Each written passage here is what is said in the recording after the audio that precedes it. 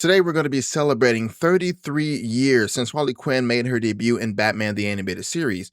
Over the years, she's gone through countless costume changes and redesigns, with each look bringing something new to her character.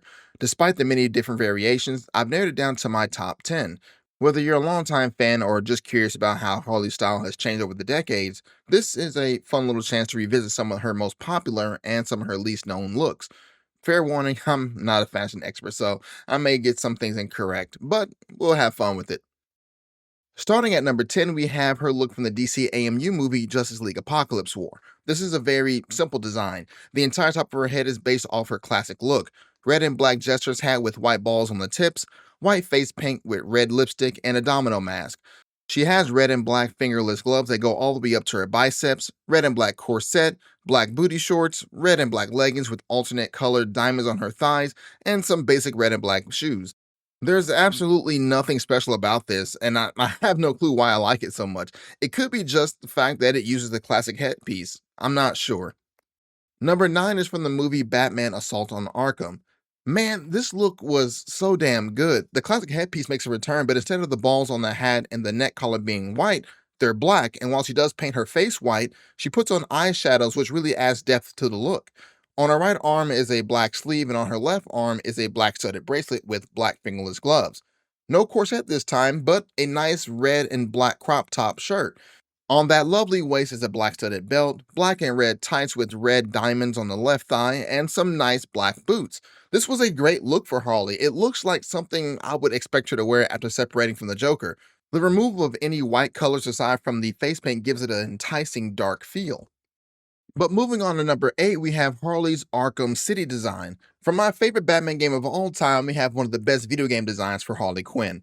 Blonde hair with black and red tips, like the Assault on Arkham design, she has white face paints with shadows around her eyes, a black choker around the neck, black and red fingerless gloves with her trademark diamond pattern on the back of the hand with black and red arm sleeves. On her right hand is one studded bracelet, and on the left are two: a black and red crop top with matching bra underneath and corset on top, a nice thick black belt with wallet chain, black and red leather pants with my favorite diamond pattern on both legs, and some matching thigh high boots. What I really like about this outfit is that it shares a lot from her Arkham Asylum look. The choker, fingerless gloves, and arm sleeves, the corset, belt, and boots, they're all similar to the Asylum design with minor differences. This just feels like a natural update to her attire. Most sequels, completely change how a character dresses and it feels forced sometimes, but this feels like a more personal change that Harley made for herself. At number 7 is Telltale's take on the Harley Quinn design. If you aren't familiar with Telltale's Batman, it was a completely new take on the Batman mythos that turned a lot of relationships on their heads and made Batman feel more realistic. For example, Harley Quinn is the abuser in the relationship with the Joker, and she's a lot more sadistic. Maybe I'll talk about this game in the future, but for now, let's talk about her design. Gone are the trademark pigtails, replaced with the Karen cut or side part bob if you want to be precise. They kept the blonde hair with black and red ends, no white makeup on her face. Instead, there are black diamonds painted to cover her eyes, short red mistress gloves, short black jacket with a red and black corset, a very unconventional black and red diamond belt. I suppose it was to make up for the fact that her black leather pants lack a diamond design. I'm just kidding. They're on her knees and are studded, which is nice. They also put it on her knee-high boots where the shoestrings are. I really love this outfit. It's a very grounded look for her and it makes sense with the story, but I also like it because it's attached to the second best variant of Harley Quinn that I've ever seen. I'm serious. I might do a video about this game. At number 6 is Red and Black Lantern Harley Quinn. This comes from a book called Harley's Little Black Book. There's 6 different volumes, and each volume had her teaming up with a random hero or villain. In volume 2, she teamed up with Green Lantern. Now, I did read this story a few weeks ago, and apparently Harley Quinn buys a ring that combines the power of both the Red Lantern of Rage and the Black Lantern of Death. And you might be asking, how is this possible? Well, read the story for yourself. It was kind of silly in my opinion. But now let's talk about the suit. There's nothing really special about it. It's a typical looking lantern suit, but because we're in a Harley Quinn comic and she has a tailor-made ring, her hair and the suit are black and red with diamonds all over.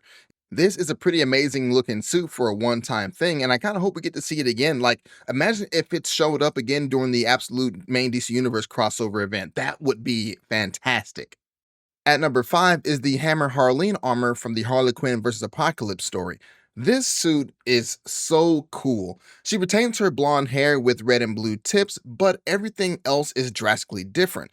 On her head is, I guess you'd call it a helmet with red and black diamond shaped pieces on each side with a white ball at the end, similar to her jester hat.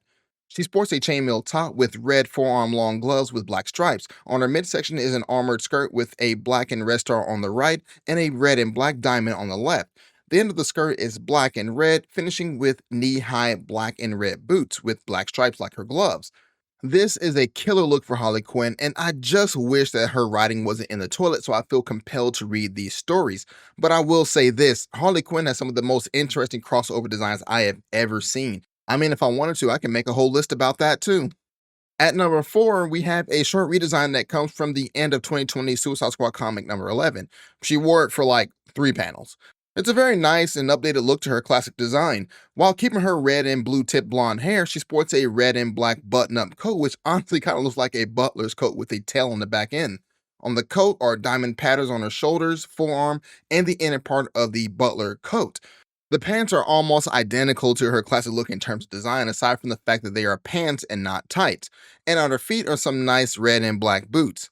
This is how I would design Harley Quinn if I had the opportunity to rewrite her. It's a look that pays respect to her original design and looks more like an evolution rather than a personality change. Something I wish that didn't happen with the current Harley Quinn.